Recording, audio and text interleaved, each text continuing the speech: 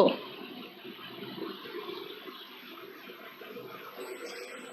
Inversion में आ जाओ। हाँ बेटा, मुझे भी पता चला है, कुछ हुआ है भोपाल में, मुझे पता चला है। इसका पीडीएफ, करण, इसका पीडीएफ मिला नहीं आप लोगों को? इन्वर्जन का पीडीएफ मिला नहीं? जरा एक बार चेक करो तो। Here he comes, here he comes, there it is. ध्यान से सुनो, मैंने कहा था कि सबसे पहले आ जाओ यहां पे कि अगर हम अप, डाउन, इन, आउट जैसे एडवर्ब ऑफ प्लेस लगाएंगे तो हमारा कंप्लीट इन्वर्जन हो रहा है। देखो, मेन वर्ब उठ के आगे आ गया। यहां पे डज द वाटर वेपर नहीं है, गोस आ गया सीधा उठ के। यानी कि वही सेम पोर्शन तो पढ़ा रही हूं मैं, कुछ भी नया नहीं है ये, है ना? कुछ भी नया नहीं है इसमें। क्या पढ़ाया है मैंने कि भाई एडवर्ब ऑफ प्लेस शुरू में आ गया तो सीधा सीधा कंप्लीट इन्वर्जन है। लेकिन ये तो तब तक है जब तक नाउन है। अगर प्रोनाउन आ गया तो पार्शियल इन्वर्जन तक नहीं है, बिल्कुल नॉर्मल सेंटेंस है। देखो, ठीक है, यानी कि बिल्कुल नॉर्मल सेंटेंस है, पार्शियल इन्वर्जन तक नहीं है। यहां नॉर्मल सेंटेंस है प्रोनाउन के केस में। देखो ध्यान से, ठीक है? क्लियर हो गया? बोलो कोई प्रॉब्लम? देखो, इसका पीडीएफ नहीं भेजे तुम परसों, बोलो। वो अजय थोड़े दिनों बाद हट जाएगा। अब आओ लास्ट पेज पे, लास्ट पोर्शन पे, वो है इन्वर्जन का ये आखिरी पोर्शन। 11th पॉइंट नहीं हुआ है, 11th पॉइंट नहीं हुआ है। अच्छा, ये नहीं हुआ है 11th पॉइंट। चलो, वही तो मैंने सोचा पेज नंबर 22 से कैसे होगा। सुनो ध्यान से इन्वर्जन का। अब चलो इस पेज से, अब ध्यान से देख लो, पहले इस पेज को देखो। अभी तक का क्लास को सारा हटाओ, अब यहां से शुरू करो, तब समझ में आएगा।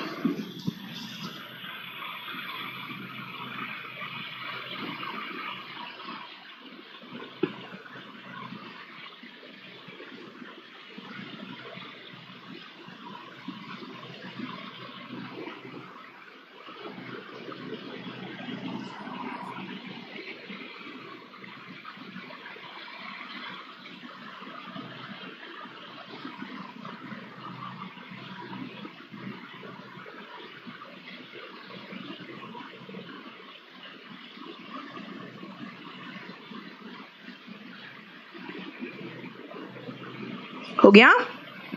देखो ध्यान से सुनना बेटा। आप हो, आप मतलब ऊपर, हियर मतलब यहां, देयर मतलब वहां।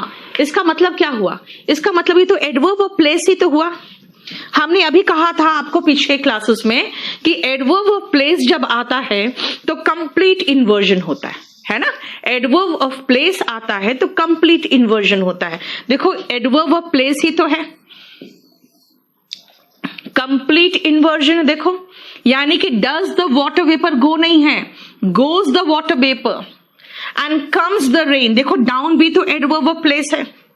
फिर आओ हियर, हियर के साथ भी चीफ गेस्ट के साथ देखो कम्स आया, और यहां पर भी प्लेन के साथ गोज आया।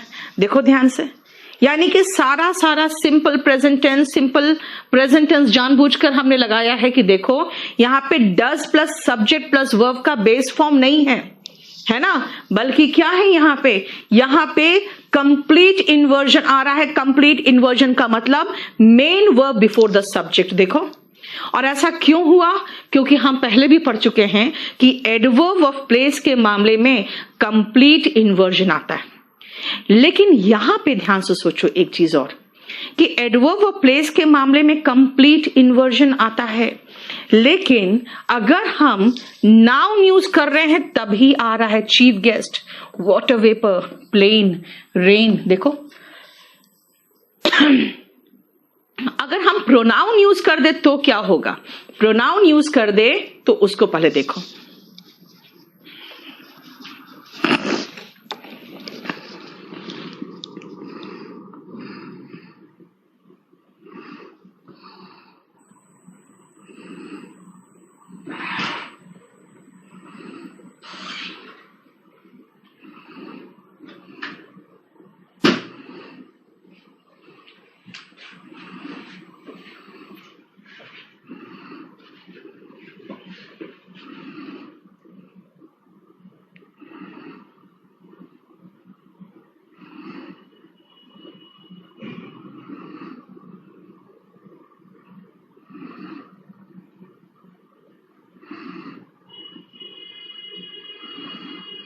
हो गया?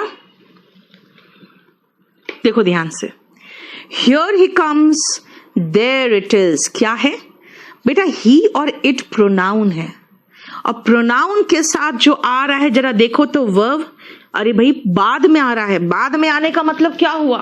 बाद में आने का मतलब है कि ये जो सेंटेंस है इसमें प्रोनाउन के बाद वर्ब आ रहा है, इसका मतलब ही इन्वर्जन है ही नहीं। तो फिर ये हुआ क्या? यहां पर भी तो हियर और देयर लगाए थे, फिर क्या सब बात क्या हो गई? बात ये हो गई कि here there up down in out ये सब एडवर्ब ऑफ प्लेस है। अगर वाक्य में सब्जेक्ट है नाउन तभी इन्वर्जन हुआ और एकदम कंप्लीट इन्वर्जन हुआ। लेकिन अगर हमने प्रोनाउन हटा के, नाउन हटा के प्रोनाउन लगा दिया ना, तो देखो ध्यान से, फिर तो इन्वर्जन ही खत्म हो गया, यानी सब्जेक्ट के बाद वर्ब हो गया, इन्वर्जन का ऑप्शन ही खत्म हो गया। देखो इन्वर्जन का ऑप्शन ही खत्म हो गया। क्या इन्वर्जन लोड करा दो अब? कौन से सारे बैचेस है? टारगेट 1 और 2 है बस। हाँ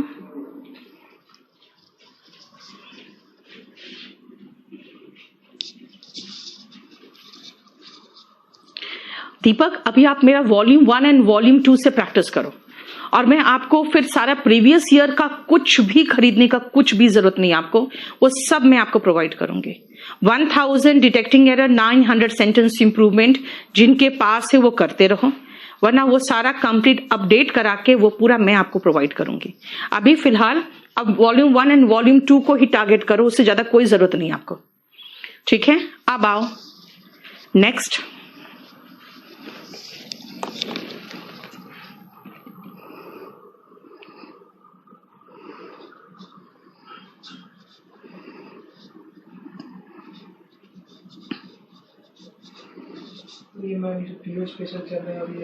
हाँ वही सब में। हाँ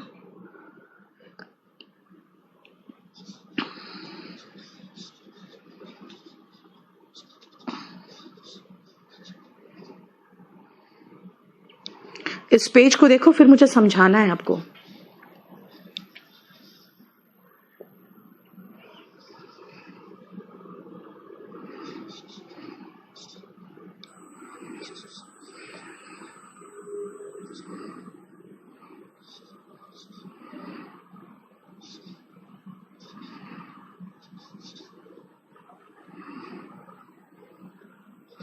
एक बात बताओ,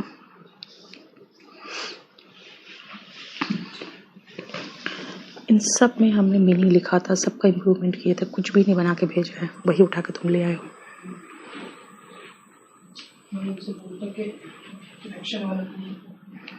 परसों किए था ना? परसों कौन सा दिन था?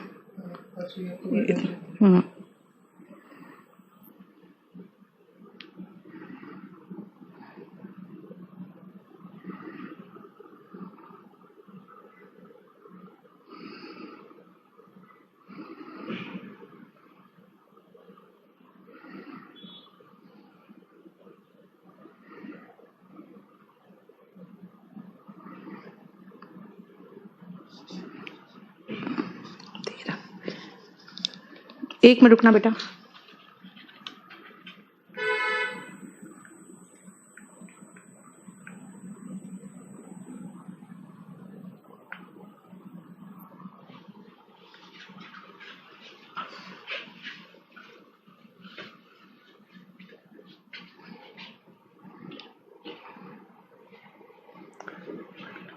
एक सेकेंड।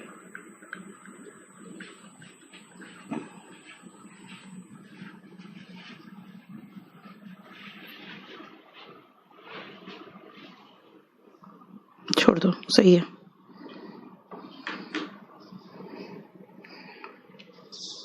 नहीं लिखा था वो नहीं डाला है खाली।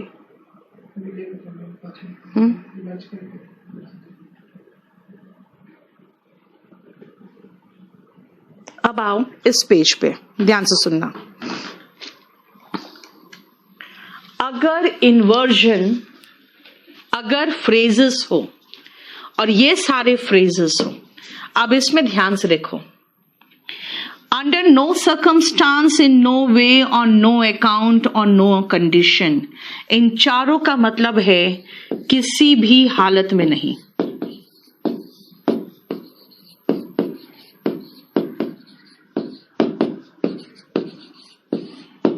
ठीक है, ये चारों का मीनिंग है। एट नो टाइम का मतलब होता है कभी भी नहीं।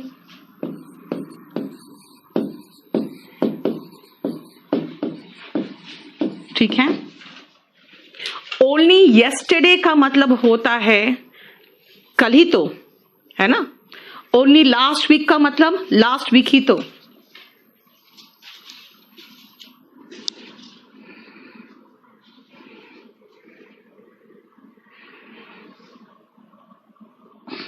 थैंक यू सो मच आराधना। कौन सा एग्जाम देके आई हो आराधना?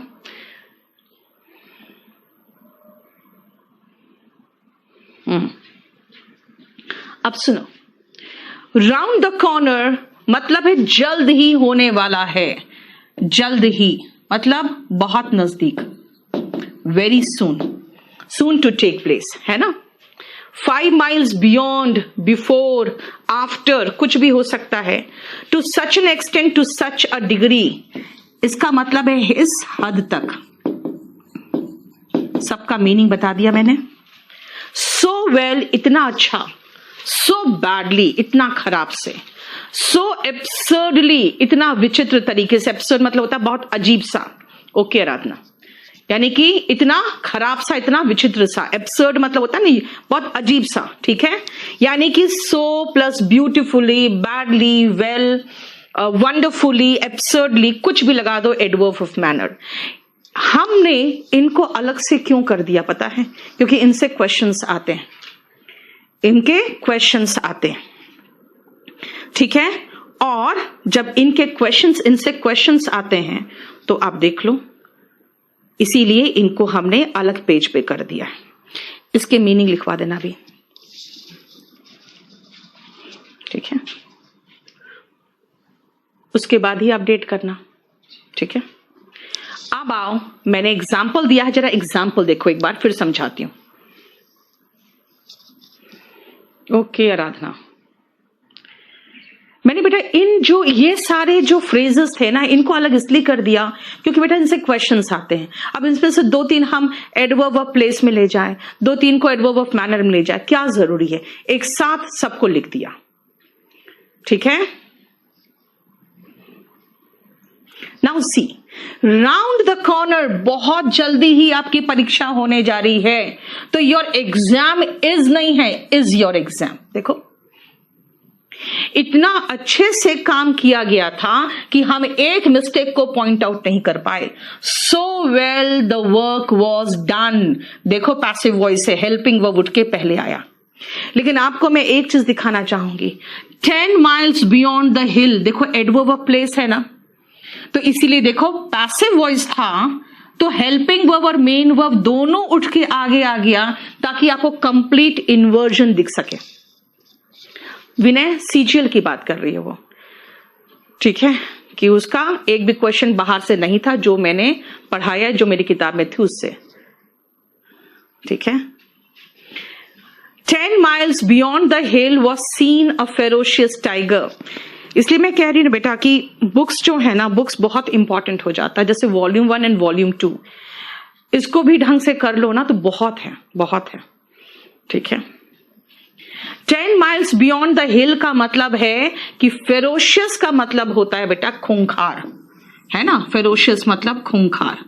तो एक खूंखार टाइगर देखा गया, कहां पे? अब देखो, was seen, helping verb and main verb एक साथ उठ के आया। क्यों? क्योंकि भाई ये एडवर्ब ऑफ मैनर है, सॉरी एडवर्ब ऑफ प्लेस है। मैंने कहा था जब भी प्लेस है 10 मील दूर, हिल से 10 मील आगे। Only yesterday did I meet him, देखो helping verb before the subject. क्यों? क्योंकि ओनली से शुरू किया है। टू सच एन एक्सटेंट, इतने ज्यादा हद तक। वॉज द कार डैमेज, देखो द कार वॉज डैमेज नहीं है, was the car damaged. Okay Vikrant, ठीक है। यस, एडवर्ब ऑफ प्लेस बेटा कंप्लीट इन्वर्जन लेता है, वही बोलना चाह रही हूं कि उसकी रिपेयर नहीं की जा सकी। अब देखो द कार के पहले हेल्पिंग वर्ब है, द कार के बाद मेन वर्ब है ना, देख लो। क्लियर? अब आओ करेक्ट द अंडरलाइन पार्ट, ये आप खुद कर लोगे। यहीं तक है जो चैप्टर है, बाकी इसके बाद का पोर्शन आप खुद करोगे। ठीक है? जैसे नॉट अ वर्ड, नॉट से शुरू हुआ है तो ही स्पोक नहीं होगा, डिड ही स्पीक होगा, है ना, क्योंकि नेगेटिव इंट्रोडक्टरी है। राउंड द कॉर्नर, अभी तो बताया योर एग्जाम इज नहीं, is your exam. Never in the history of India negative से शुरू हुआ है तो वी फाइंड नहीं होगा, डू वी फाइंड होगा, helping verb before the subject. ऐसे करके आप इसको पूरा सही करके आंसर चेक कर लेना। ठीक है? इसमें आपको 30 क्वेश्चंस मिलेंगे, 30 क्वेश्चंस चेक कर लेना अपना। बाकी चैप्टर का क्वेश्चंस हम बाद में लगाएंगे, चैप्टर के क्वेश्चंस हम बाद में लगाएंगे। ठीक है? इन्वर्जन आपका खत्म हो गया। क्लियर?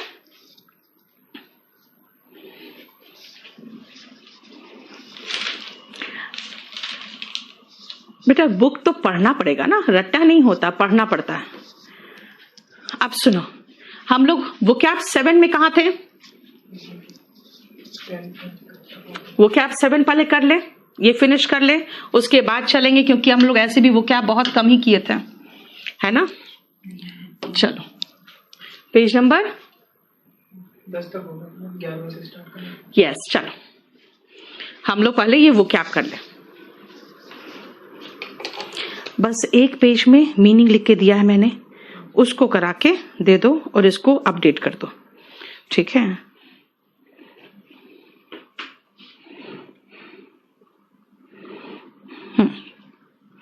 चलिए अब एक बार देख लो, फिर समझाऊंगी मैं आपको पूरा अच्छे से, हिंदी के साथ मीनिंग देख लो, क्योंकि मैं जब समझाऊंगी तो आपको रीड करने का समय नहीं मिलेगा। आप पहले रीड कर लो इसको।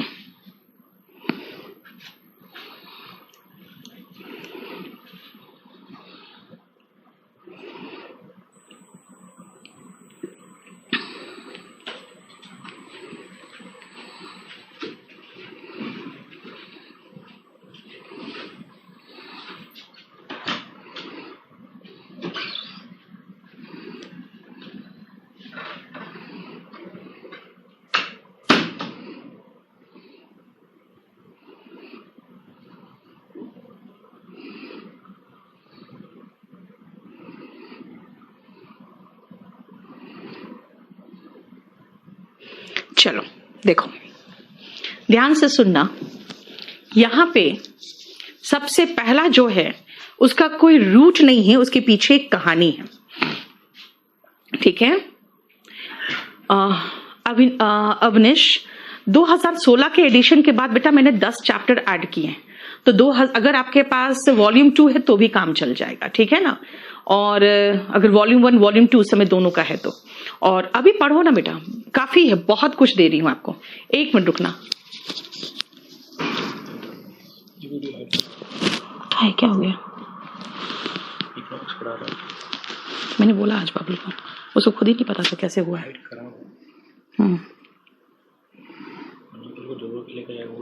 स्क्रीनशॉट लाओ ना, स्क्रीनशॉट दो। चलिए देखो, टर्न कोड के पीछे एक स्टोरी है बेटा। पहले जमाने में जब लड़ाइयां होती थी ना, वॉर होते थे, यानी वॉर क्या, युद्ध जिसको कहोगे, बैटल, तो घोड़े पे सवार होके लोग जाते थे, है ना। और घोड़े पे सवार होके जब जाते थे तो क्या होता था, कुछ देर में पता तो चल जाता था, एक आध दिन के बाद, कि कौन हारने वाला, कौन सा दल है जो हार जाएगा, कौन सा सेना है जो हारेगा। तो जो बाकी सेना होते थे ना, जो हारने वाली सेना होती थी, उनको डर आता था कि मारे जाएंगे, नहीं तो बहुत बुरी तरह से ट्रीट होगा। वो क्या करते थे, जो अपोजिट सेना वाले जो लोग होते थे, जो मरे पड़े होते थे, उनका कोट उठा के पहन लेते थे। ठीक है? क्योंकि इन लोग का सिर्फ एक कोट होता था, जो उससे पता चलता था कि तुम किस तरफ के सेना के हों, तो वो दूसरे के कोट पहन के क्या करते थे, उनके साथ भाग लेते थे। अब 25-50 हजार सेनाओं के बीच में क्या पता कौन अपना कौन पराया है ना। तो इसीलिए टर्न कोड का नाम आ गया। क्यों? क्योंकि वो विश्वासघाती होते थे, वो दल बदलू होते थे, और वो अपने टीम को छोड़ के दूसरे टीम को ज्वाइन करते थे। यानी one who switches to an opposing side और पार्टी, जिसको कहते थे अपने धर्म, विचारधारा, अपने दल को छोड़ के जाने वाला, उसको एपोस्टेट भी कहते थे, और इसको हम डेसर्टर भी कह सकते हैं। एपोस्टेट और डेसर्टर, ठीक है, दे दिया।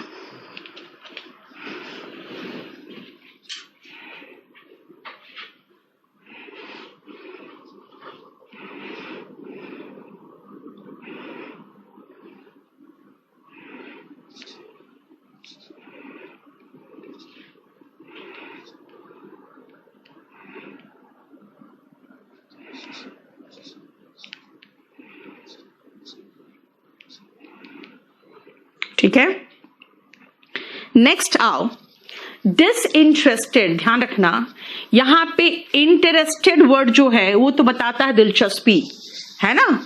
और अभी कर देंगे बेटा, इन्वर्जन अभी कर दूंगी मैं, मीनिंग डाल के अभी तुरंत कर दूंगी। और डिस का मतलब यानी कुछ नेगेटिव बता रहा है। कुछ लोग सोच लेते हैं कि ये डिसइंटरेस्टेड मतलब अनइंटरेस्टेड होता है, ऐसा नहीं है। डिसइंटरेस्टेड का मतलब अनइंटरेस्टेड नहीं होता, बल्कि डिसइंटरेस्टेड का मतलब होता है कि हम किसी में इंटरेस्टेड नहीं है। इसका मतलब है कि मैं निष्पक्ष रहूंगी, अगर आप मुझे जज बना रहे हो तो I will remain disinterested.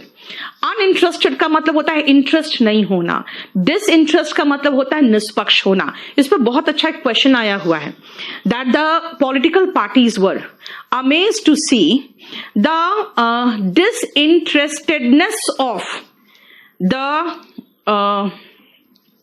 people in that election करके था, electorate in that election। अब देखो, इलेक्टोरेट का मतलब होता है जो इलेक्शन में वोट देते हैं। अब अगर इलेक्शन में वोट देने वाले जो होंगे वो मैक्सिमम अनइंटरेस्टेड हो सकते हैं। अनइंटरेस्टेड का मतलब क्या हुआ, जिसका मतलब इंटरेस्ट नहीं है ना, तो वोट देने नहीं जाएंगे। भाई हम निष्पक्ष नहीं हो सकते। पॉलिटिकल पार्टीज के मामले में, अपने इलेक्शन के मामले में हम कभी भी डिसइंटरेस्टेड नहीं हो सकते, यानी निष्पक्ष कैसे हो सकते हैं, राइट। इसलिए याद रखना, डिसइंटरेस्टेड गलत है, डिसइंटरेस्टेड वहां गलत था, वहां पे अनइंटरेस्टेडनेस होना चाहिए था, है ना। तो डिसइंटरेस्टेड का मतलब होता है निष्पक्ष, यानी कि not influenced by personal feelings और ओपिनियंस और कंसर्न्स, नॉट बायस्ड, ठीक है ना, यानी अनबायस्ड हो गया। अब आओ क्रिप्टोग्राफी। जहां भी क्रिप्टो हो समझ जाओ हिडन है, जहां भी ग्राफी वर्ड लिखे समझ जाओ राइटिंग की बात हो रही है। क्रिप्टो मतलब हिडन, और राइटिंग की बात हो समझ जाना, ग्राफी की बात हो समझ जाना, राइटिंग की बात हो रही है, ठीक है। क्रिप्टोग्राफी क्या है? क्रिप्टोग्राफी का मतलब होता है जब हम कोई चीज ऐसा दे रहे हैं, ठीक है ना, ऐसा हम लोग कोई चीज लिख के दे रहे हैं जो जिसके थ्रू भेज रहे हैं, या बाय चांस किसी के हाथ लग जाए तो उसको पता भी नहीं चलेगा इसमें लिखा हुआ क्या है। जनरली हमारे जासूस इस लैंग्वेज का इस्तेमाल करते हैं।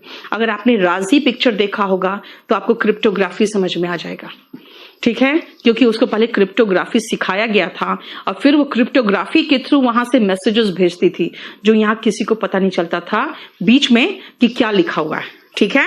इसे क्रिप्टोग्राफी का मतलब है हिडन राइटिंग, देखो। और वही प्रोसेस में चेंज करना इस एनक्रिप्ट। वो क्या करती थी, जितने भी वहां के सीक्रेट बातें होती थी उसको एनक्रिप्ट करके भेज देती थी। एनक्रिप्ट का मतलब होता है चेंज इनटू सीक्रेट वर्ड्स, देखो, to change from one form to another, specially to hide its meaning, उसके कूट रूप दे देना जिससे किसी को समझ में ना आए। देखो यहां पर भी तो क्रिप्ट वर्ड है ना, और वर्ड है क्रिप्ट से रिलेटेड, देखो 7 तक क्रिप्ट है। यहां पे जहां भी लॉजी होगा समझ जाना स्टडी की बात हो रही है, ठीक है। जहां भी नेम आए समझ जाना नेम की बात हो रही है। देखो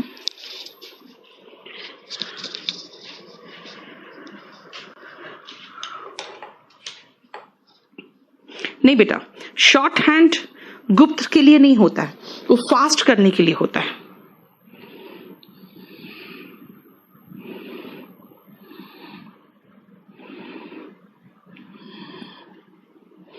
ठीक है, देखो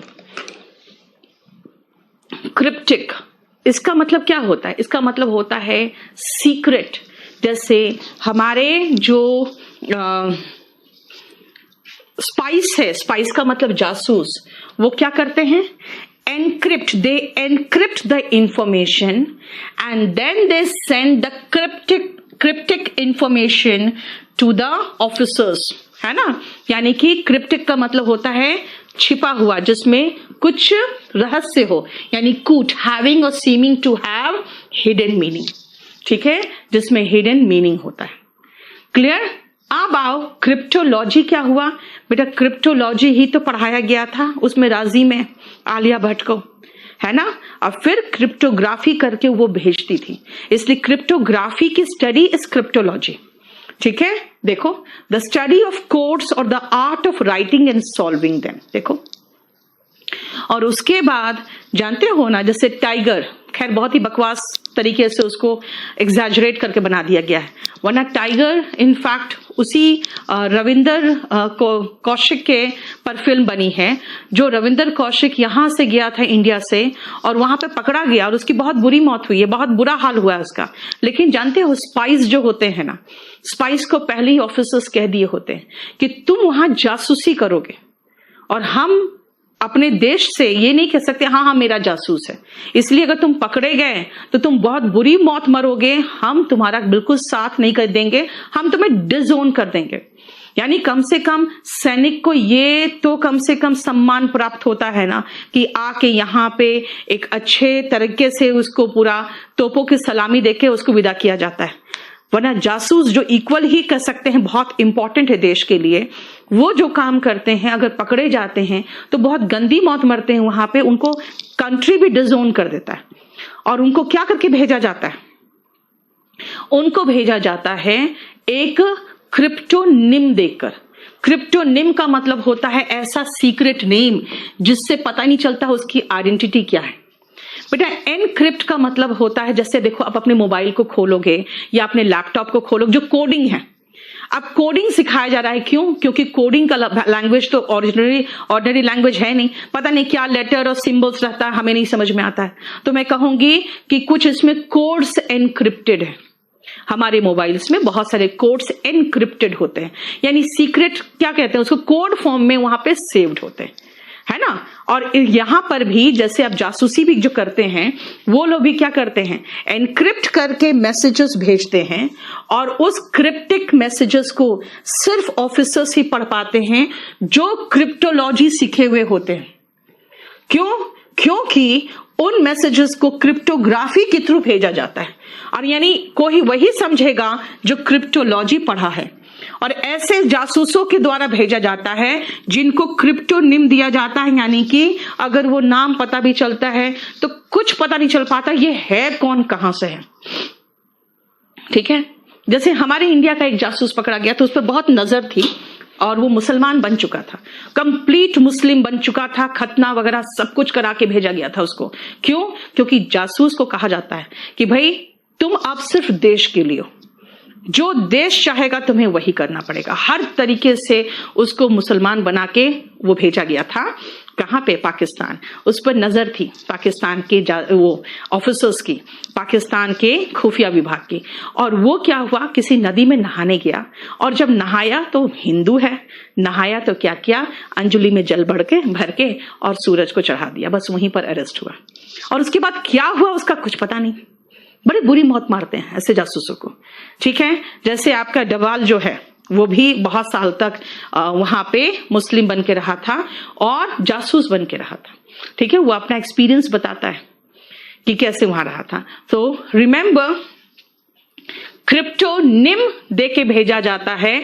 नाम बोला ना मैंने कहा छद्म नाम, भाई नाम क्या, उनको पूरा कंप्लीट चेंज कर दिया जाता है। उसके पास अलग पासपोर्ट होगा, उसके पास अलग आपका आधार कार्ड होगा, मतलब कंप्लीट उसको दिया जाता है नया, और उसको इंडिया से का जितना भी उसके वो है, जहां से भी उसका नाम है, सब जगह से मिटा दिया जाता है। ठीक है, ताकि आप पता ही नहीं लगा पाओगे कि वो इंडिया का है भी। ठीक है, डिजोन का मतलब होता है बेटा त्याग देना। अब आओ, जब मैंने क्रिप्टोनिम पढ़ा दिया तो मैं स्यूडोनिम भी पढ़ा दूं। स्यूडो का मतलब जहां भी देखो समझ जाओ फॉल्स होता है।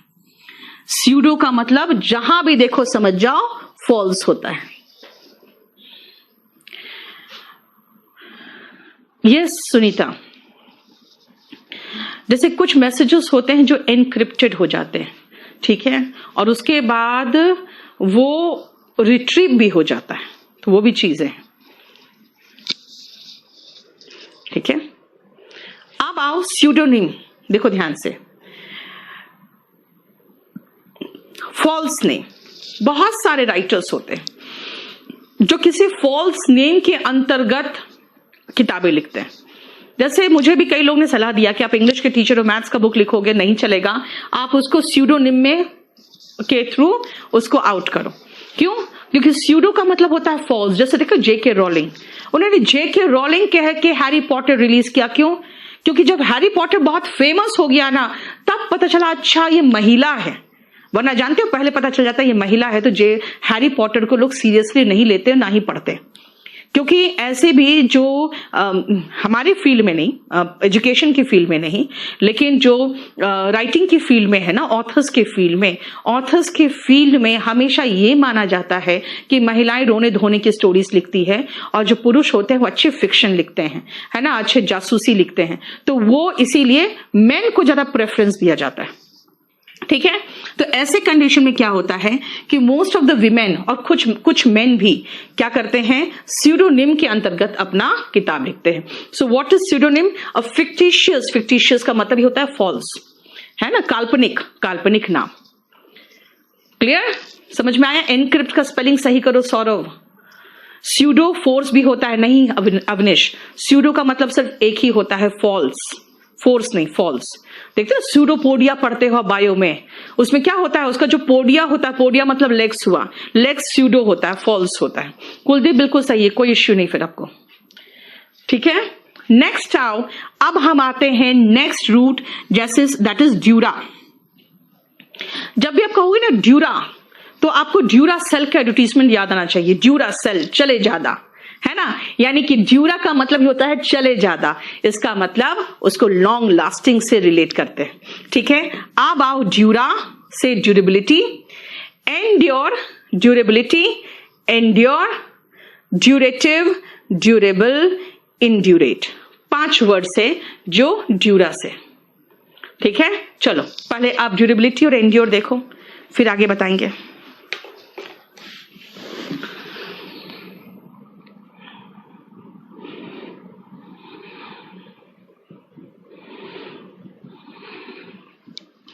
देख लिया? अब ये देखो 3,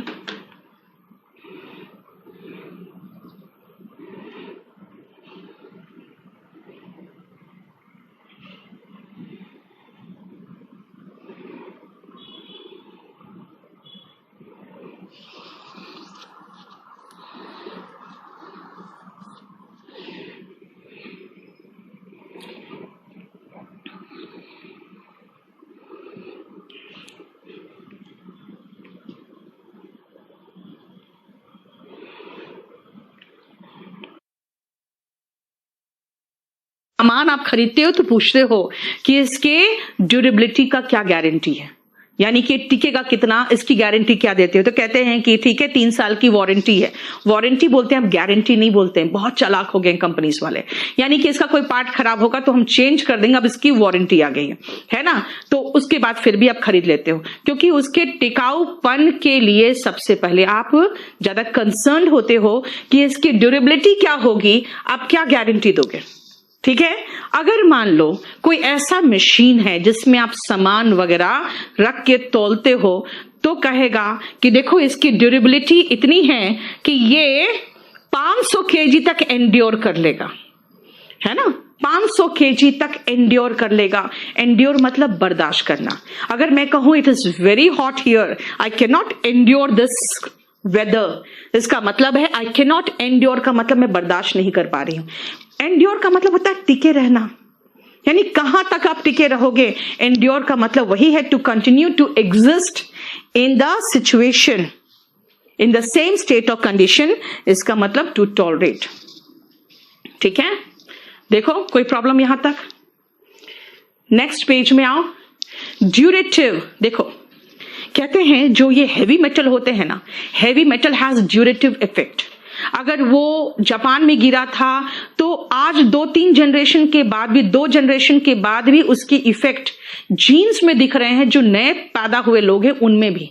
इसका मतलब वो जो मेटल जो वो था, न्यूक्लियर इफेक्ट था उसका, उस हैवी मेटल का जो ड्यूरेटिव इफेक्ट है वो आज भी दिख रहा है। So what is durative? It is an adjective, तभी तो मैंने इफेक्ट लगाया इसके बगल में, तभी तो नाउन लगा पाई। और ड्यूरेटिव का मतलब क्या है? निरंतर, यानी कि कंटिन्यूइंग एक्शन, कंटिन्यूइंग और रिलेटिंग टू कंटिन्यूइंग एक्शन। ठीक है, अब अगर मैं कहूं कि भाई देखो ये जो वॉशिंग मशीन है ना, इस ड्यूरेबिलिटी के बारे में मैं यही बता सकती हूं कि ये ड्यूरेबल बहुत अधिक है। ये कंपनी के सामान बहुत ड्यूरेबल होते हैं, मेरे पास ये 10 साल से। इस कंपनी के सामान बहुत ड्यूरेबल होते हैं। ड्यूरेबल का मतलब क्या हुआ? टिकाऊ। ड्यूरेबिलिटी नाउन है, ड्यूरेबल एडजेक्टिव है। देखो ड्यूरा से ही बना हुआ दोनों वर्ड है। ठीक है, और नेक्स्ट आओ इंड्यूरेट।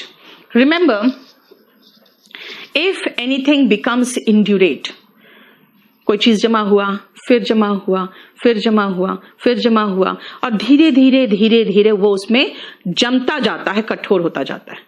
इसलिए कई लोग जब बहुत गुनाह कर लेते हैं ना, तो उसमें आपको एक देखोगे कि वो मोरली इंड्यूरेट हो जाते हैं, यानी कठोर हो जाते हैं, उस पर असर नहीं पड़ता। उसके सामने किसी की हत्या कर दे, उनको कोई असर नहीं पड़ेगा। यानी फिजिकली, जैसे मैंने फिजिकली की बात की, आपके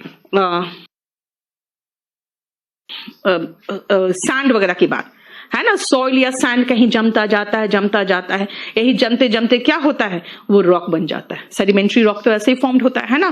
और मोरली हार्डन, जैसे मैंने कहा कि धीरे धीरे वो एक एक गुना देखते करते वो कठोर हो जाता है मोरली, है ना। क्लियर? बोलो कोई प्रॉब्लम? बेटा इंडियन स्पाई की पिक्स गूगल में कैसे आ जाती है? ठीक है, अब आप पूछोगे ना, तो अभिनंदन का केस देखो। उसने कहा sorry I can not tell you, तो यहां पर जो हमारे मीडिया थे उसने खोज के निकाल दिया, उसने खोज के पूरा निकाल दिया वो कहां से है, उसके फादर कितने हैं, उसके भाई कितना है, उसकी मां कितनी है।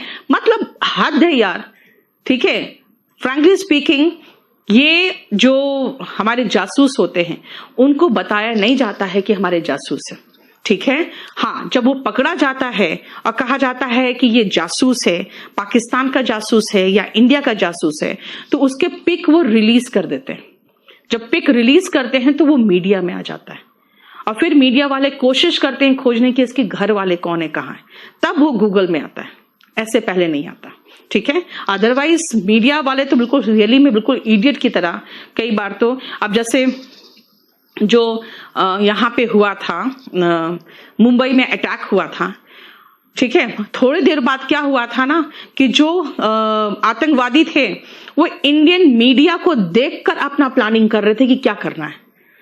उसके बाद पूरा वो टेलीकास्ट को रोका गया था, क्योंकि वो बिल्कुल वहां पे अच्छे से लगा के बैठ गया था कि देखो ऐसे गिर रहा है, वैसे गिर रहा है, यानी कहां से हमारे सेना उस बिल्डिंग में घुस रहे हैं वो भी बता दे रहा था। ठीक है, और अंदर जो हमारे लोग पकड़े हुए थे, मतलब वहां पे कैद थे, और जो क्रिमिनल्स वहां पे थे, आतंकवादी, उनको उनके आका बैठ के बता रहे थे कि देखो जो सेना है ना ऊपर से प्लेन से उतर रही है ना, हेलीकॉप्टर से उतर रही है। ठीक है, क्लियर? अब आओ नेक्स्ट 24 और 25 देखो, फिर समझाती हूं मैं। हो गया?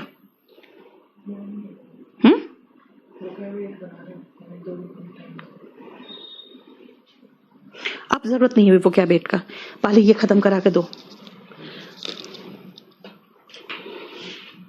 एक पेज का तो दिए हैं, बस एक पेज दिए हैं ये वाला, ठीक है, सिर्फ ये दिए हैं। उसमें भी कह रहे हैं कि पहले हमको करना है। और एक भी वोकैब में मैंने एक वर्ड ऐड किया है, यहाँ पे 2 वर्ड ऐड किया, उसको भी ऐड करा के ले आओगे तो मैं अभी इसको दे दूंगी।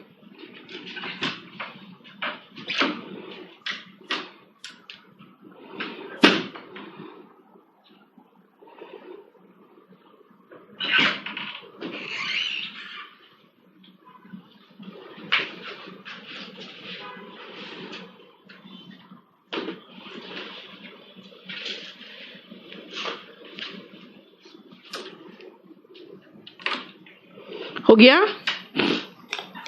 चलो, rule the roost and hope against hope. सबसे पहले सुनो ध्यान से, ये जो रूस्ट है ना, ये है sleeping place of birds.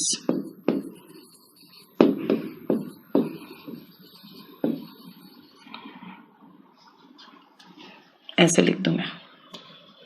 Roost का मीनिंग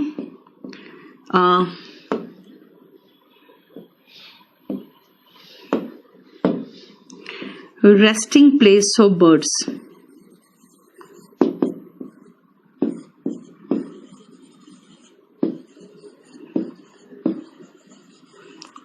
अब ध्यान से देखो बना कैसे है, रूल द रूस्ट बना कैसे। रेस्टिंग प्लेस ऑफ बर्ड्स को रूस्ट कहते हैं। यानी कि अगर मैं ऐसे मानूं कि चलो मैं अपने को चिड़िया मान लूं, अपने बेटे को एक चूजा मान लूं, तो ये भी तो रूस्ट है ना? समझ में आया? इसका मतलब मेरा घर भी रूस्ट कहला सकता है। तो हम उस तरह से सोच के रूस्ट कह सकते हैं। इफ आई से आई रूल द रूस्ट, इसका मतलब है ये पूरा घर जो है ना, यहाँ पे क्या होगा क्या नहीं होगा वो मैं चलाती हूँ। रूल का मतलब होता है शासन करना। रूल का मतलब क्या होता है? शासन करना। यानी रूल द रूस्ट का मतलब होता है जिसके नियंत्रण में सब हो। जैसे अभी क्या है, अभी गवर्नमेंट में like Modi and Shah rule the roost, Amit Shah and Modi rule the roost, ठीक है, clear? So rule the roost का मतलब होता है to be in complete control of, ठीक है। होप अगेंस्ट होप, देखो ध्यान से सुनो क्या होता है। होप अगेंस्ट होप, भाई डॉक्टर कह रहा है नहीं ये तो मरेगा ही, क्योंकि इसने तो, इसका बचने की कोई संभावना नहीं है, ठीक है। होता क्या है, जैसे आप मान लो सुशांत सिंह राजपूत का ही केस है, ठीक है, उसको जल्दी से फटाफट उतार के उसको सांस दिया गया। क्यों? Because her sister had hope against hope, है ना। Her sister had hope against hope. क्यों? क्योंकि उसे लगा शायद जिंदा है, शायद बच जाए। सो what is hope against hope? Hope against hope का मतलब होता है जहां पे आशा नहीं हो, ऐसी परिस्थिति में भी आशा बनाए रखना इज होप अगेंस्ट होप, ठीक है, क्लियर? हाँ, ये कह सकते हो she rules the roost as far as KD campus is concern, she rules the roost, ये कह सकते हो, ठीक है। ये बात अब केडी लाइव के लिए नहीं कह सकते हो। केडी लाइव में इन लोगों ने बड़ा नौटंकी कर रखा हुआ है, बहुत सारी चीजों के लिए इनको पूछते रहना पड़ता है। चलिए अब इसको पहले एक बार रीड कर लो, फिर बताती हूं।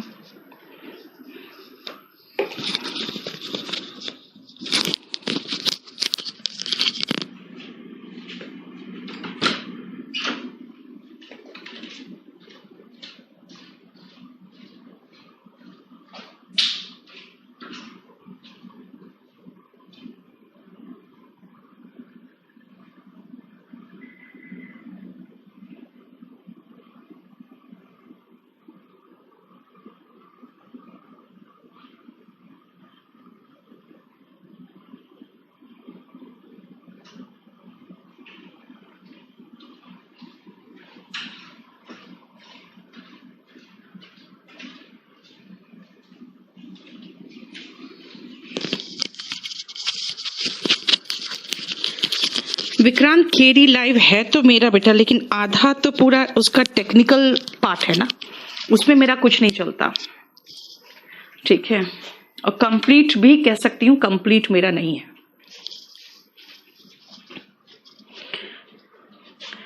हो गया?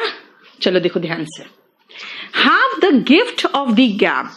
गैप का मतलब याद रखना, बक बक करना। अगर मैं खाली गैप का मीनिंग पूछूं तो, लेकिन to have the gift of the gap यानी कि आप बकबक कर रहे हो तो भी आपको ये एक गिफ्ट है। इसका मतलब है कि ऐसा बोलते हो कि अगले को अपने कब्जे में रख लेते हो। यानी जितने भी अच्छे सेल्समैन होते हैं, जितने भी अच्छे बिजनेसमैन होते हैं, उनका गिफ्ट ऑफ द गैप होता है वो अगले को बिल्कुल अपने कब्जे में कर लेते हैं, है ना। इसका मतलब है कि ऐसे बोलते हैं वो कि आपको परसुएड कर लेते हैं और आप उसकी बात मान जाते हो। ठीक है, see yes, Modi has, Modi के साथ हैज लगाओगे ना Ranu, Modi has the gift of the gap. Yes, ठीक है। Now come to the next one, that is hit below the belt. इसको ध्यान से समझना। हिट बिलो द बेल्ट का मतलब, हिट बिलो द बेल्ट का मतलब होता है कि जब कोई भी आप देखोगे गेम्स वगैरह में, चाहे रेसलिंग हो या बॉक्सिंग हो, वो कहते हैं कि yes art of speaking, yes, कि कभी भी आप बिलो द बेल्ट हिट नहीं कर सकते। उसका रीजन क्या है कि भाई आप हिट करोगे बिलो द बेल्ट तो वो एक प्राइवेट पार्ट होता है जो कमजोर होता है ना। बंदा एक ही बार में चित हो जाएगा, जीत गए आप। इसका मतलब आपने गलत तरीके से प्रहार करके उसको हराया है और फिर आप जीत गए। इसीलिए देखे थे इसमें जब महाभारत में जब कृष्ण ने जंघा पे हाथ मार के दिखाया उसको, भीम को, कि तुम्हें दुर्योधन को यहां मारना है, तो बलराम गुस्सा हो गया कि तुम गलत बोल रहे हो। ठीक है, मल्ल युद्ध में कभी भी नीचे, कमर के नीचे वार नहीं करते। तो कृष्ण ने कहा था कि इसी जंघा पे उसने कहा था द्रौपदी को बैठने के लिए, और उस समय भीम ने प्रण लिया था कि मैं तुम्हारे जंघा तोड़ूंगा। तो फिर कब तोड़ेगा? तोड़ना तो अभी ही है ना। तो वही कहा था, हिट बिलो द बेल्ट गलत होता है। अब सुनो, जनरली क्या होता है, कुछ कंपनी से एक दूसरे को नुकसान पहुंचाती है गलत तरीके से। उसके टेंडर का पैसा पता चल लगा लेती है कितने का टेंडर भरा है ना, तो गलत तरीके से उसको नुकसान पहुंचाती है, यानी they try to hit below the belt. ठीक है, so what is hit below the belt? इसका मतलब है गलत तरीके से प्रहार करना। बेटा परसुएसिवली का मतलब होता है परसुएड कर लेना, यानी कि अपने बात में ले आना, है ना। आपको अगर आप अपने फादर को परसुएड करते हो ना कि मुझे पैसे दे दो, मुझे पिक्चर जाना है, तो परसुएड का मतलब क्या होता है? बात मनवाना। वही कि ऐसे तरह से बात करे कि वो बात मना ले। ठीक है, नेक्स्ट आओ, हॉल ओवर द कोल्स। खाली हॉल का मतलब देखोगे तो घसीटना होगा।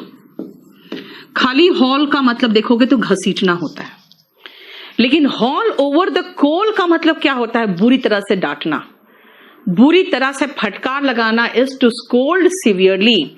उसके बाद हम चाहे तो इसके और सिनोनिम ले सकते हैं, चाइड, chastise, reprimand, rebuke,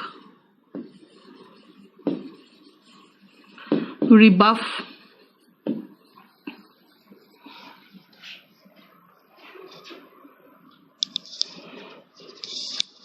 ये सब सिनोनिम हो गया इसका। 26 मैंने बता दिया बेटा, अच्छा वक्ता होना, अच्छा वक्ता होना।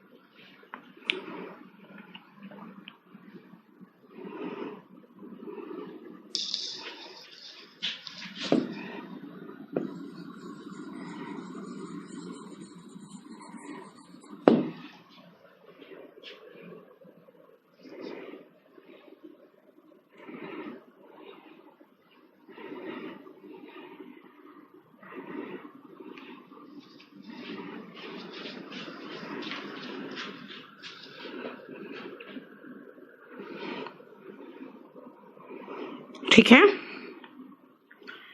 नेक्स्ट आओ 28 का, नहीं रिप्रिमांड का है बेटा। रैम्पेंट का मतलब होता है बृहद तरीके से, बिरेट भी चलेगा। हाँ,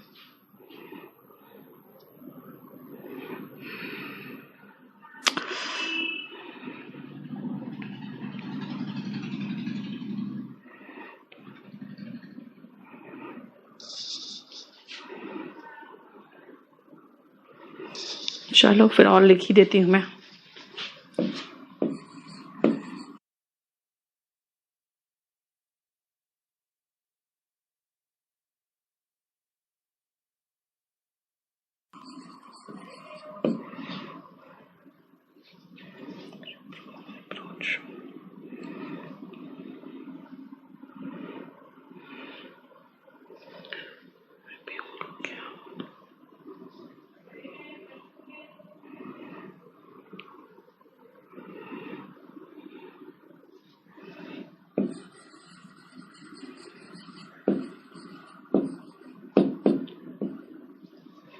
ठीक है,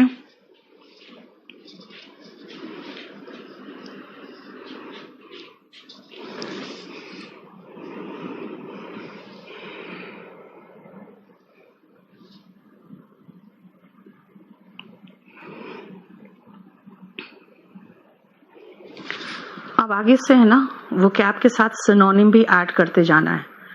तो मैं सिनोनिम देते जाऊंगी, उसको प्रॉपर तरीके से सेटिंग मार के टाइप करके पहले मुझे प्रिंट आउट दिखा देना, उसके बाद फिर उसको लगाना। 1 मिनट रुकना बेटा।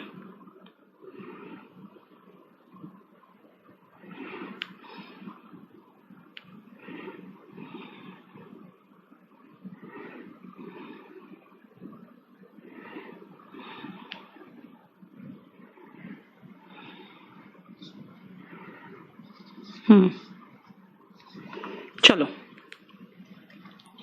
अब आओ have an iron will. Will का मतलब होता है इच्छा, विल का मतलब होता है इच्छा, यानी कि हो गया ये दृढ़ इच्छा शक्ति। आर इन का मतलब भी समझ में आ रहा है, आर इन का मतलब हो गया इच्छा।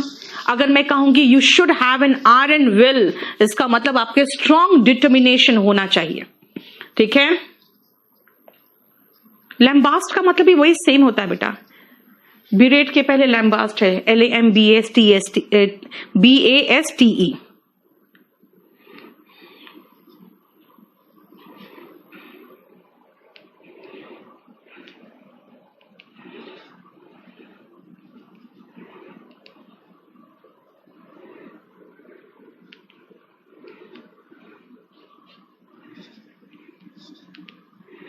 ठीक है, rule with an iron fist. Iron fist का मतलब होता है मुट्ठी, आर एंड फिस्ट का मतलब होता है मुट्ठी, और आर एन हैंड का मतलब भी होता है, समझते हो ना, आयरन का हैंड बिल्कुल दृढ़ तरीके से, जैसे सद्दाम हुसैन हो गया, है ना। ये सब क्या थे, they ruled with an iron fist, है ना।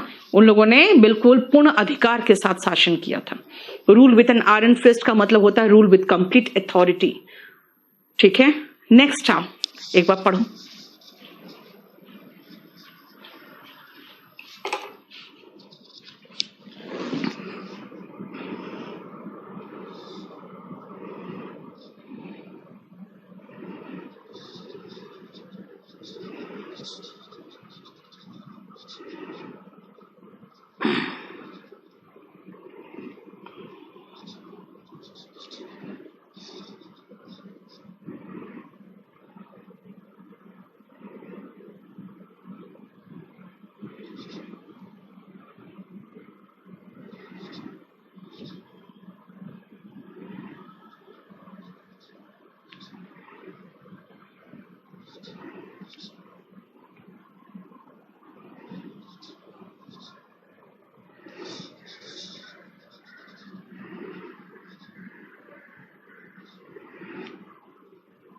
देख लिया,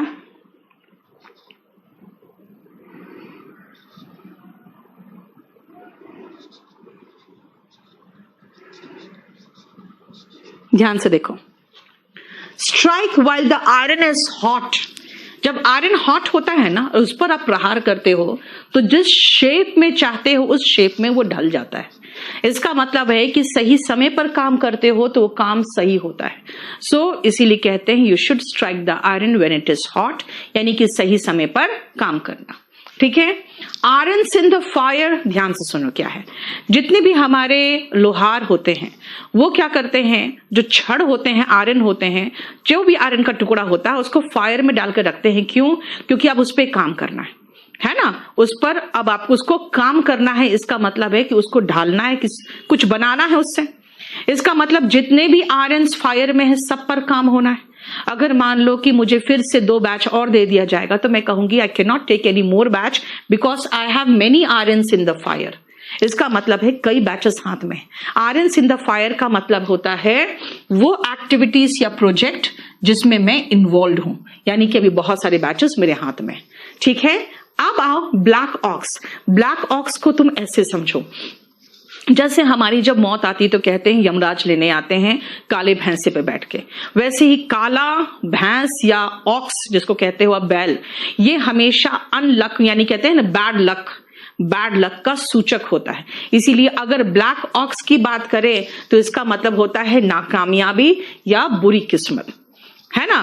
He faced a black ox when he started this business। इसका मतलब है कि जब से ये बिजनेस स्टार्ट किया है तब से ये परेशानी हो रही है। नेक्स्ट आओ डम ऑक्स, कहते हैं बैल बुद्धि। बैल बुद्धि का मतलब क्या हुआ, यानी बैल की तरह बुद्धि है उसका। इसका मतलब है कि डम का मतलब एक तो गूंगा होता है ना, गूंगा होता है। इसका मतलब है कि स्टूपिड पर्सन।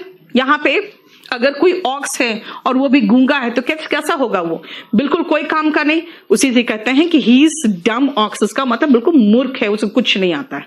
ठीक है, उनको डम की तरह क्लास में बैठा रहता है, तो इसे कहते हैं डम का मतलब हो गया, डम ऑक्स का मतलब हो गया stupid. The ox in the ditch, ditch का मतलब ऐसे भी होता है बेटा गड्ढा। ठीक है, अगर आप डिच की बात करोगे तो डिच का मतलब होता है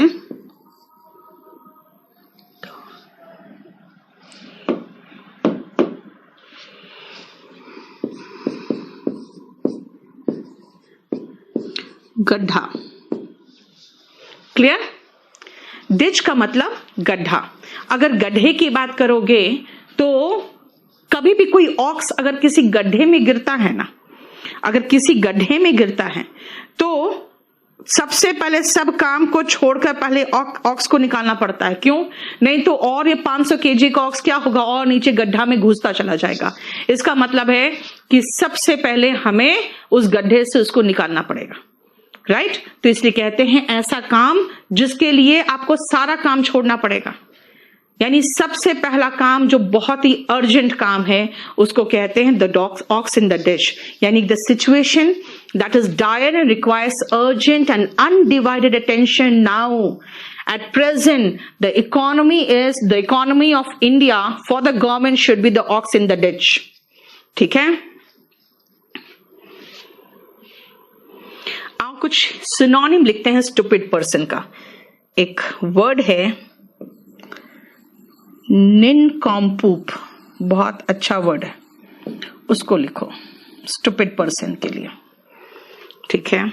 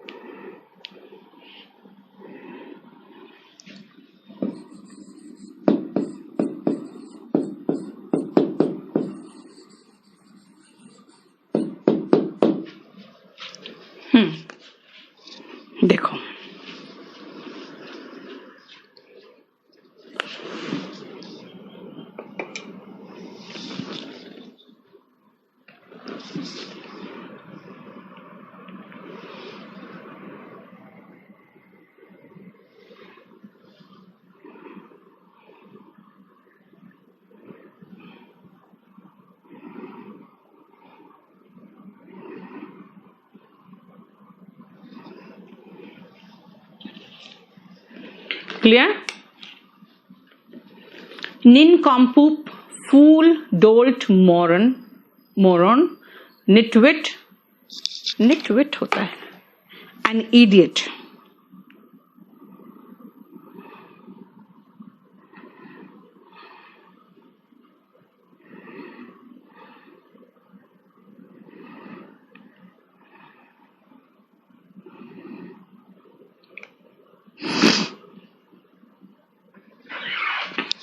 ठीक है, 35 तक हम लोगों ने कर लिया है। अब आओ तो हम लोग आगे ही बढ़ जाते हैं, क्योंकि अब पैसिव वॉइस शुरू करना बिल्कुल यूजलेस होगा। एक तो हो गया काम, है ना, और वो कैब 7 हम लोगों ने पिछली बार तो डाल रखा था इसमें, है ना। तो अभी जब मैं पूरा कंप्लीट करूंगी ना, तो इसमें कुछ कुछ मैंने इम्प्रूवमेंट किया है, उसको डालने के बाद पिछला वाला हटाओगे फिर डालोगे, ठीक है। लेकिन मेरे से करेक्शन करा लेना, और वो भी हार्ड कॉपी में।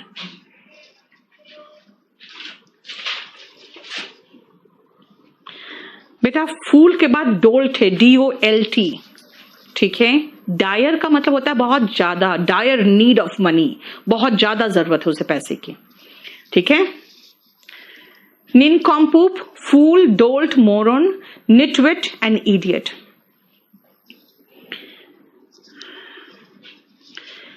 पैसिव वॉइस, नरेशन तो खैर नहीं बना हुआ।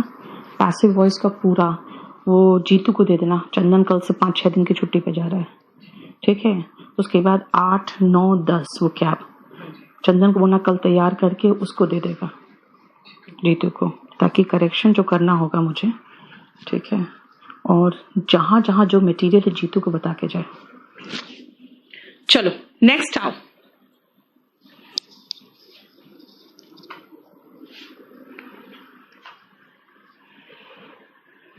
फूलिश होगा बेटा।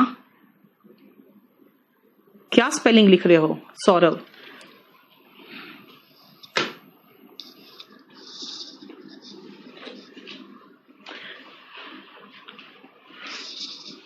चलो नेक्स्ट पेज देखो जल्दी से फटाफट।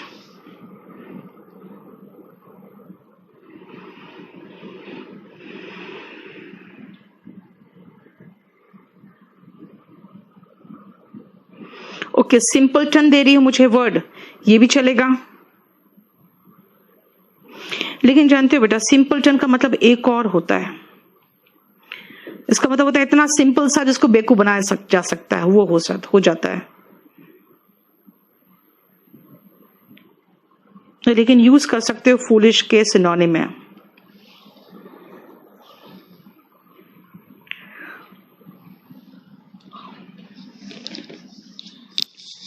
चलो नेक्स्ट आओ। To play truant. ऐसे बेटा ट्रुएंट खुद में भी एक वर्ड है जिसका मतलब होता है कि जो व्यक्ति बिना परमिशन के एब्सेंट रहे ना, उसको ट्रुएंट कहते हैं नाउन में, है ना। और खासकर एक बच्चा जो बिना परमिशन के, बिना लीव लेटर के, लीव एप्लीकेशन के स्कूल के गायब रहता है ना, तो टू प्ले ट्रुएंट हो गया, यानी कि गायब रहना, ठीक है। For example, sometimes his son played truant and he had no idea and he had no information. Play truant का मतलब होता है बिना परमिशन के गायब रहना। देखो ये बेसिकली आया तो है यहां से जो स्कूल से बच्चे गायब रहते हैं, लेकिन फिर बाद में इसको वर्क में भी ऐड कर दिया गया, यानी बिना परमिशन के, बिना लीव लेटर के अगर गायब रहते हैं, ठीक है, तो ऑफिस से, तो आप भी वही है, ट्रुएंट हो। And then you are trying to play truant with me, ठीक है। इसका मतलब तुम बिना परमिशन के गायब रहते हो। प्रियंकित, पैसिव वॉइस शुरू होगा नेक्स्ट क्लास में। पैसिव वॉइस के बाद नरेशन होगा आपका, ठीक है। Next out 37, to play fast and loose. To play fast and loose का मतलब क्या होता है, ध्यान से देखना। To behave in a clever, dishonest and irresponsible way। खुद सोचो, आप गाड़ी फास्ट चला रहे हो, सीट बेल्ट लूज बांधे हुए हो, इसका मतलब you are playing fast and loose. Company में भी if an employee plays fast and loose, it means that he is irresponsible, he is dishonest and he behaves in a careless manner. ठीक है, इसका मतलब to play fast and loose का मतलब है to behave in a clever, dishonest and irresponsible manner. Clear? Next आओ, to play the gallery. To play the gallery का मतलब होता है कुछ ऐसा करना जो शायद सही नहीं हो, लेकिन आप जनता का विश्वास या सपोर्ट जीत लोगे। लोकप्रिय कार्य को करना जो सही हो भी सकता है या नहीं भी। To do things that one things will be popular among many people instead of doing what one thinks is right। यानी कि sometimes you find your government playing the gallery, है ना, क्योंकि वो ऐसी चीज करते हैं जिससे जनता का सपोर्ट तो आए, उनको पता है इससे कुछ होने जाने वाला नहीं है। ठीक है, और इससे हमारे देश का भला भी नहीं होगा। And sometimes what you do, you play ducks and drakes with your father's money, है ना। इसका मतलब क्या हुआ, आप मिसयूज करते हो उनके वेल्थ को, राइट। देखो, your father will say what, you play truant in the school, you play ducks and drakes with my hard earned money, and whenever I ask you any question you play fast and loose। ठीक है, clear? बोलो कोई problem यहां तक? Next आओ, देखो जरा इसको।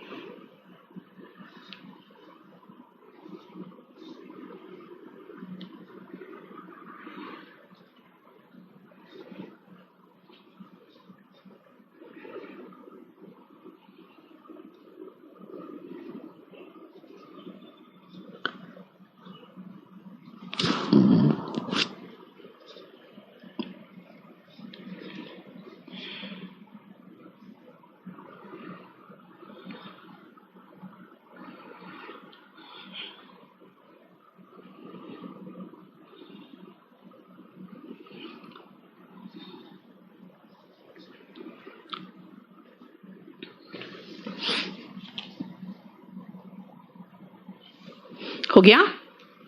सी, प्ले योर कार्ड्स राइट। इसका मतलब खुद सोचो, अगर आप ताश खेल रहे हो और सही पत्ता फेंकोगे तो आप जीत जाओगे। ठीक है, सही पत्ता फेंकोगे तो आप जीत जाओगे।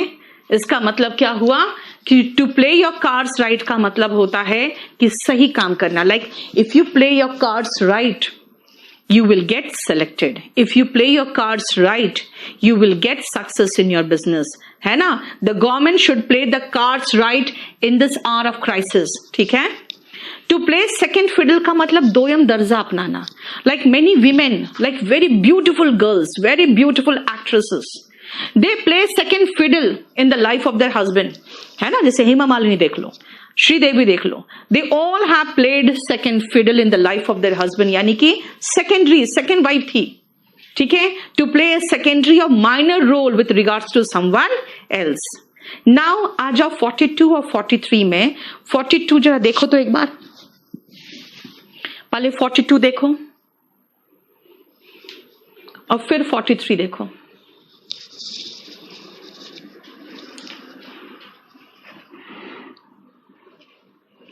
देख लिया 42 एंड 43। अब सुनो 42 एंड 43 क्या है।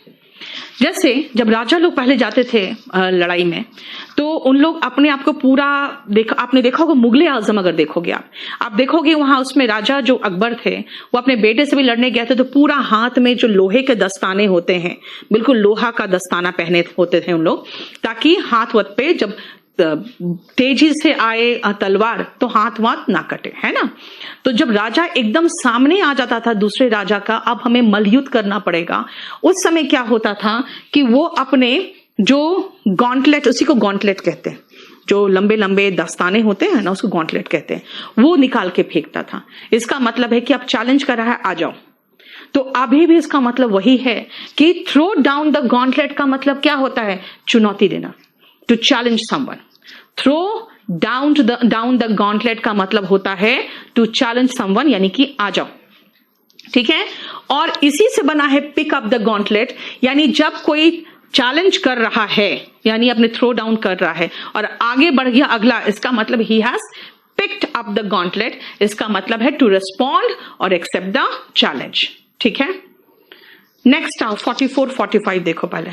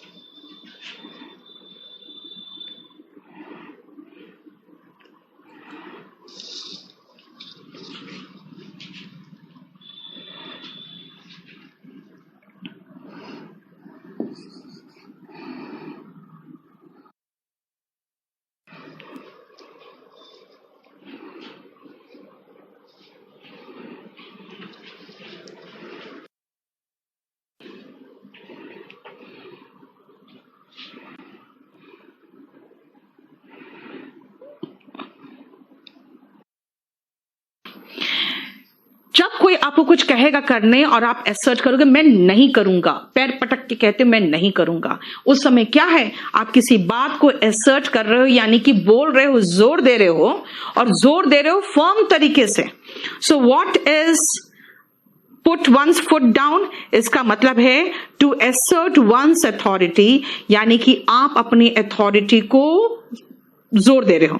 जैसे अगर आप बहुत ज्यादा जिद करोगे कोई चीज से के लिए, and your father puts his foot down, इसका मतलब है कि दृढ़ तरीके से फर्मली असर्ट करते हैं, भाई अथॉरिटी मेरे हाथ में है, जो मेरी मर्जी होगी इस घर में वही होगा। इसका मतलब है टू असर्ट वंस अथॉरिटी या to assert firmly. And squib, damp squib, देखो स्क्विब का मतलब होता है ना, एक तो जो छोटा वाला पटाखा नहीं होता फुस करके आवाज करता है फिर पट से फटता है, बस इतना सही है वो। और डैम का मतलब क्या हुआ? वेट। इसका मतलब एक तो फुसफुसिया वाला बम है और दूसरी बात है वो गीला है।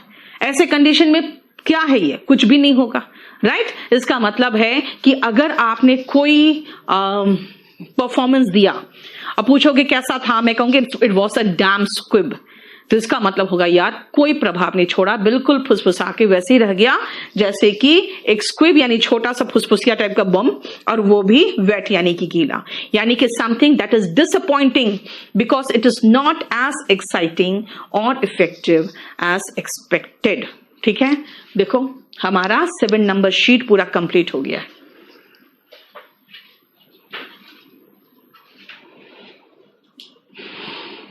बोलो कोई प्रॉब्लम यहां तक?